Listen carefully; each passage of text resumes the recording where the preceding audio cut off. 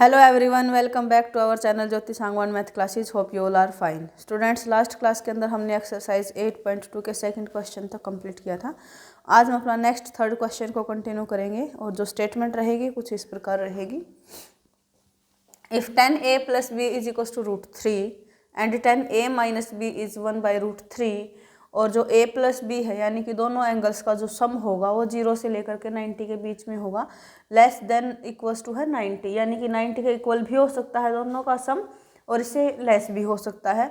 But हमेशा ही क्या होगा, ए और बी एंगल्स का सम क्या होगा, ग्रेटर होगा 0 से. ऑब्वियस सी बात है, जब एंगल है तो नेगेटिव तो होगा नहीं, कुछ ना कुछ एंगल तो ऑब्वियसली हमारे पास होगा. जब नेगेटिव नहीं है यानी कि 0 से है, तो अब इसने क्या बोला कि दोनों एंगल्स का सम है, तो ऐसा तो है नहीं कि 0 0 पे ही हम बात करेंगे. तो एक एंगल अगर 0 है, दूसरा अगर 10 डिग्री भी आता तो भी 10 से ग्रेटर ही होगा.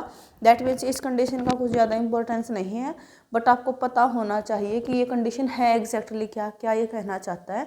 ये कहना चाहता है कि जब आप लास्ट में क्वेश्चंस को निकालोगे ना, अपने ए और बी की वैल्यूज़ आएंगी, वहाँ पर आपको चेक कर सकते हैं कि हमारा आंसर ठीक है या नहीं है. अगर दोनों का सम लेस देन और इक्वल टू 90 रहेगा, दैट मीन्स ऑब्वियस सी बात है कि अपना आंसर क्या आ गया, ठीक, क्योंकि कंडीशन को क्या है, होल्ड कर देगा वहाँ पर.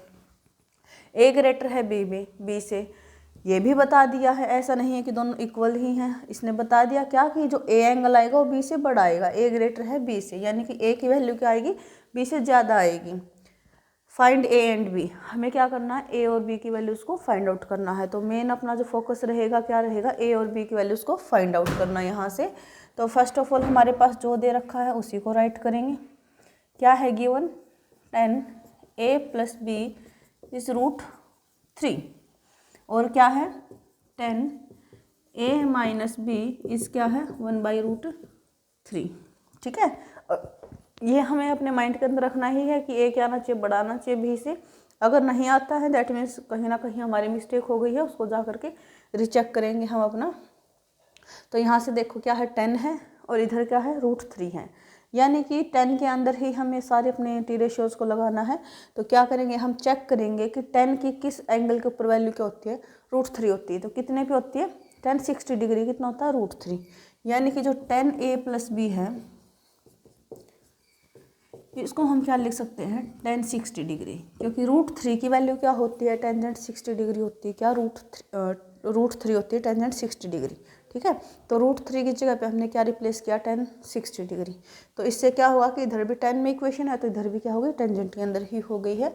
ऐसे ही यहाँ पर करेंगे, 10a माइनस बी क्या हो जाएगा, ये कितना हो जाता है, 10 30 डिग्री, क्योंकि 10 30 डिग्री की वैल्यू अपनी क्या होती है, 1/√3. तो यहाँ से हमने क्या किया, सिंपली वैल्यूज़ को अरेंज किया है, इनको लिखा है दोबारा से टेबल के अंदर, जो हमने अपनी बनानी सीखी थी ना टेबल, वहाँ से.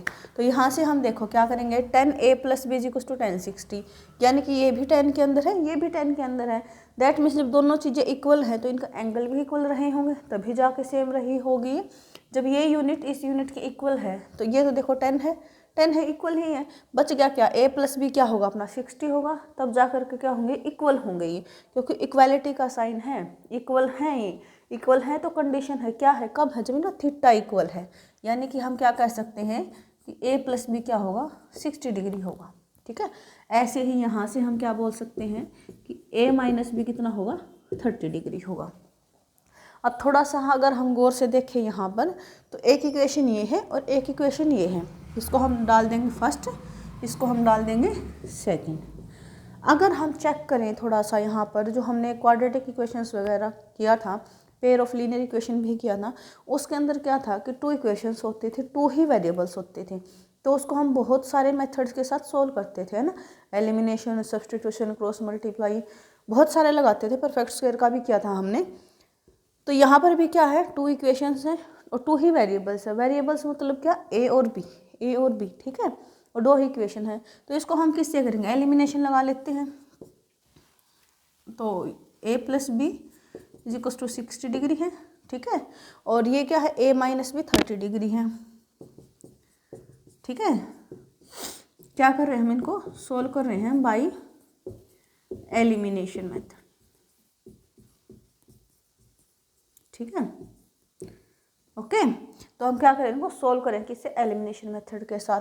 तो एलिमिनेशन मेथड का फर्स्ट स्टेप क्या होता था कि जिन भी इक्वेशंस को हम सोल्व कर रहे हैं उनको पहले वर्टिकली लिखेंगे, लिख लिया वर्टिकली।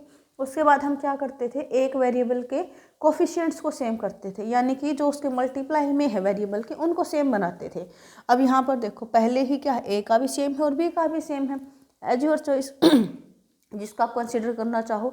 इक्वल नहीं होते तो हम मल्टीप्लाई करके इक्वल कर लेते हैं वहाँ से, बट यहाँ पर क्या है, एक स्टेप कम ही है अपना, क्योंकि यहाँ पर कोफिशिएंट्स ऑलरेडी सेम हैं।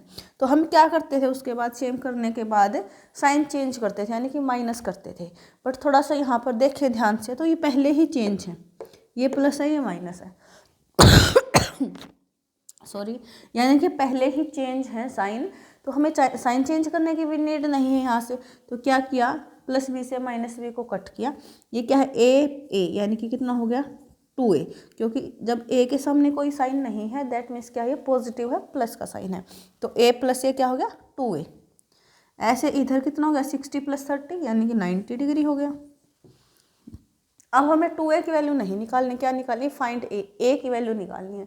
तो जो 2 है एक्स्ट्रा है हमारे पास, है ना, एक्स्ट्रा है, तो हम क्या करेंगे, अदर साइड शिफ्ट करेंगे। तो मल्टीप्लाई में है, इधर आके हो गया डिवाइड में, 2 से कट करेंगे कितना हो गया 45, यानी कि a की वैल्यू क्या आ गई है 45। अब कंडीशन पे देखो, a प्लस b दोनों क्या थे, 90 से छोटे थे या फिर इक्वल थे या फिर 0 से बड़े थे। तो a है जो 0 से बड़ा है, यानी कि ये कंडीशन अपनी हो गई, क्योंकि 0 से बड़े का मतलब क्या है, जब दोनों ही नंबर 0 से बड़े हैं तभी जाके उनको ऐड करने से 0 से बड़ा मिलेगा ना हमें। तो 1 हो गया है। अब हमें क्या निकालना है, b की वैल्यू निकालनी है। तो इस a की वैल्यू को आप इक्वेशन 1 में पुट करो या फिर 2 में पुट करो, एज योर चॉइस। मैंने किया 1 में, पुट इन 1,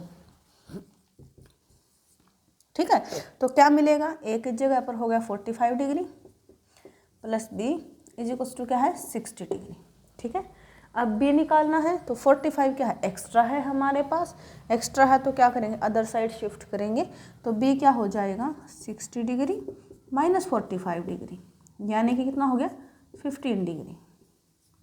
अब देखो, जो इसने कंडीशन बोल दी थी ना कि दोनों का सम 0 से बड़ा होगा, ऑब्वियस से बड़ा है, 45 + 15 यानी कि 60, बड़ा है दोनों का सम 0 से, और 90 से छोटा, ये भी ऑब्वियस से छोटा। यहाँ से भी हमें पता लग रहा था कि a प्लस b दोनों को जोड़ के क्या मिलेगा, ज़्यादा से ज़्यादा 60 मिलेगा, जो 90 से छोटा है। यहाँ से भी आप देख सकते हो।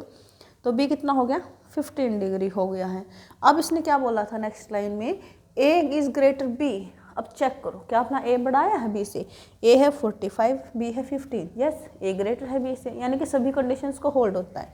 यानी कि अपने आंसर आ गया क्या, a is equal to 45 degree और b is equal to 15 degree. यही हमारा क्या हो गया, आंसर हो गया जो हमें निकालना था।